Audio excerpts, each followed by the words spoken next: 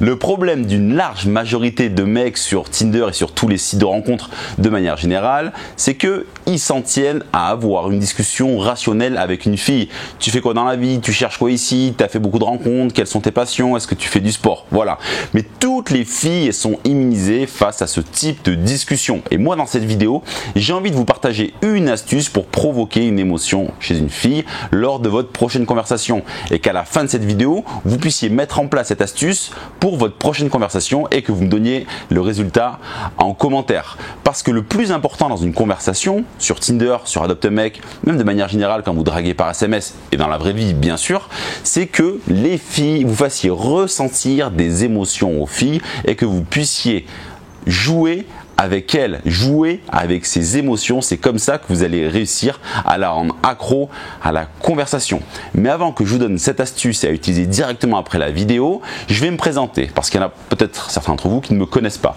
Je m'appelle Clément Rodriguez, je suis coach en séduction et expert en site de rencontres depuis 2013 et j'accompagne au quotidien des hommes à passer de 0 à 50 de rencontres par an grâce au site de rencontres. Et d'ailleurs, avant que je commence à vous donner mon astuce pour jouer avec les émotions des filles, je vais vous inviter à profiter de mon audit gratuit de profil, que ce soit pour Tinder, Attractive World, Elite Rencontres, Mythique, Adopt a Mec. Je vous mets un lien dans la description de la vidéo et je vous dirai très sincèrement ce que je pense de votre profil. Vous recevrez mon analyse détaillée par email. Mais pour le moment, concentrons-nous sur comment toucher les émotions des filles grâce à une astuce très simple et retrouvons-nous après.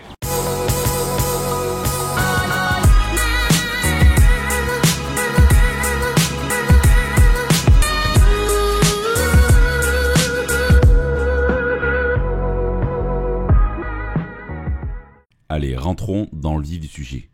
Comment poser une question indiscrète à une fille pour jouer avec ses émotions? Alors j'ai envie de te filer un conseil. Je peux même dire un tips que tu vas pouvoir appliquer une fois que tu auras terminé le visionnage de cette vidéo. Alors la différence entre un mec lambda et un mec qui décroche à l'appel des rendez-vous sur les sites de rencontres, est-ce que tu la connais? Ce sont les émotions que l'un sera capable de faire vivre à la fille. Car si tes conversations sur Adopt a Mec ou Tinder apportent autant d'émotions que recevoir de la pub dans ta boîte aux lettres, alors laisse-moi te dire que tu es mal barré pour débloquer ton compteur de rencontres. Alors pourquoi je te parle de pub? Parce que tu fais une overdose de tout ce papier qui vient t'emmerder la vie au quotidien. Tu vois, c'est redondant. Un peu comme les mecs sur les sites de rencontres, c'est redondant pour les filles. Ils posent toujours les mêmes questions, ils ont toujours les mêmes discussions.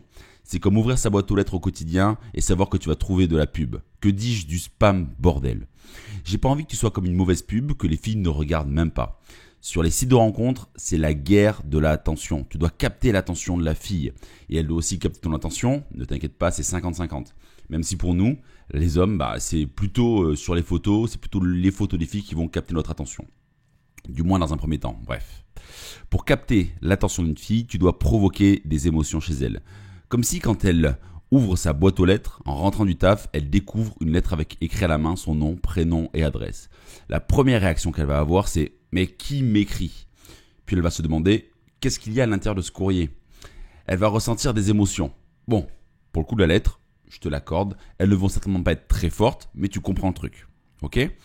Toi, tu dois faire pareil dans tes conversations. Tu dois être un courrier manuscrit. Et pour provoquer une émotion chez une fille, rien de mieux que de lui poser une question indiscrète. En plus, ça va te permettre d'ouvrir la discussion vers un échange qui peut glisser vers de l'excitant en fonction de la réaction. Alors, comment t'y prendre pour poser une question indiscrète? Alors c'est simple mon pote. Mais surtout, ne lui écris pas directement « c'est quoi ta position préférée ?» parce qu'elle va te prendre pour un putain de relou. Ça non, faut pas le faire.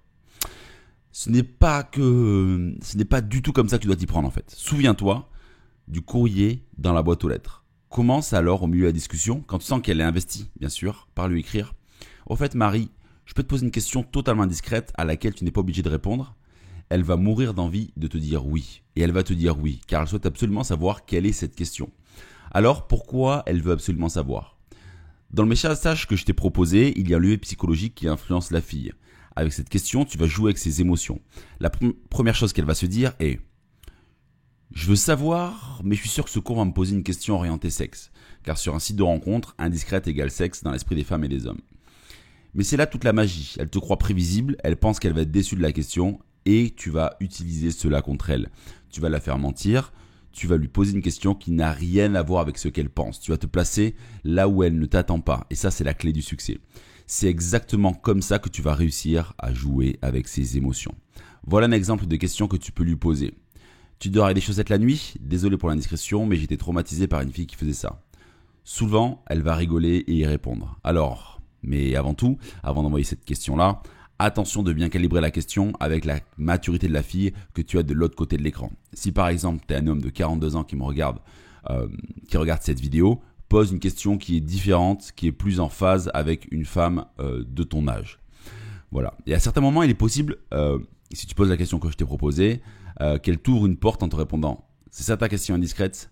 Ce à quoi tu dois répondre pour partir vers un échange glissant, qui glisse sur de la sexualisation. Tu aurais peut-être préféré que je te demande ta position préférée entre la levrette et l'Amazone, mais je connais déjà la réponse.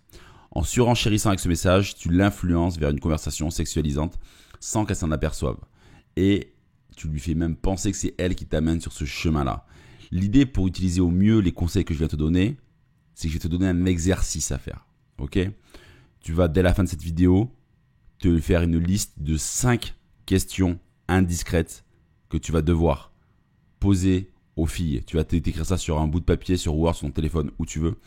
Et tu vas me les noter dans la zone commentaire. On va faire un travail ensemble pour savoir si ces questions sont bien. Je te dirai si elles sont bien ou pas. Et comme ça, tout le monde pourra en profiter. Et surtout, quand tu les testeras, ça te permettra de découvrir celle qui fonctionne le mieux. Et voilà, cette vidéo est terminée. J'espère qu'elle vous a plu.